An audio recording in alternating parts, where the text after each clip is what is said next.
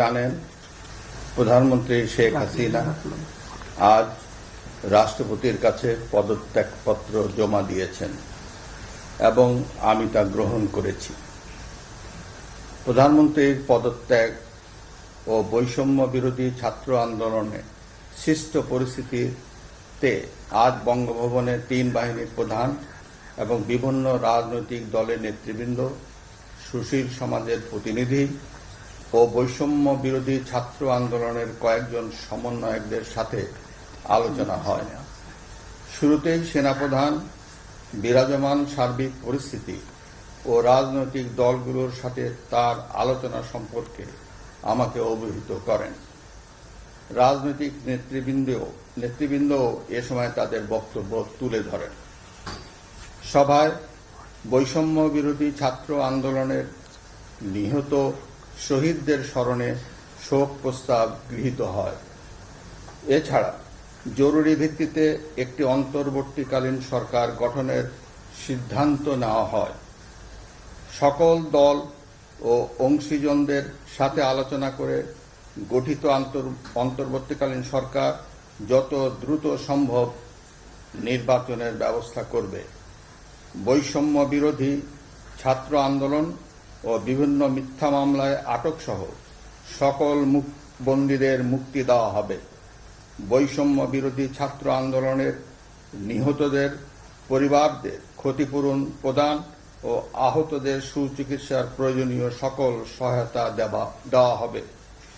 সর্বসম্মতিক্রমে বিএনপির চেয়ারপারসন বেগম খালেদা জিয়াকে মুক্তি দেওয়ার সিদ্ধান্ত নেওয়া হয়।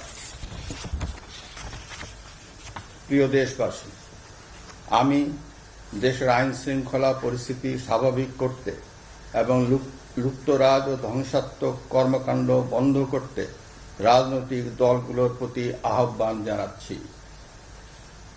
জনগণের জানমাল ও রাষ্ট্রীয় সম্পদ রক্ষায় সশস্ত্র বাহিনীকে কঠোর পদক্ষেপ নেওয়ার নির্দেশ প্রদান করছি।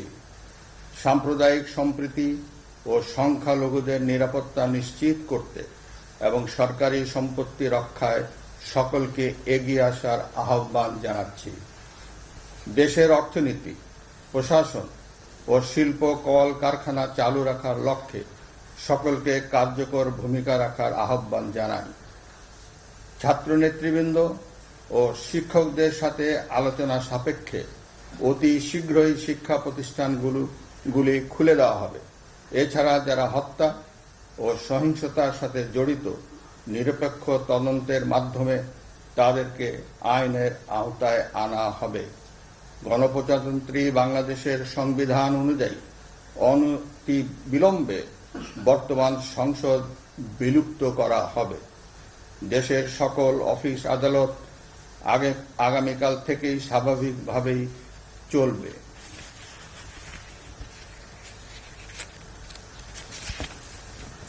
প্রিয় দেশবাসী, আসুন আমরা দেশকে বাঁচাতে একযোগে কাজ করি। পারস্পরিক হিংসা বিদ্বেষ ভুলে ও প্রতিহিংসার ঊর্ধ্বে উঠে দেশকে এগিয়ে নিতে নিজ নিজ অবস্থান থেকে ভূমিকা রাখার জন্য আমি বিনয়ের সাথে আপনাদের প্রতি অনুরোধ করছি। একটি সুন্দর ও সোনালী ভবিষ্যতের প্রত্যাশায় আমরা এগিয়ে যাব ইনশাআল্লাহ। মহান আল্লাহ আমাদের সহায় হন।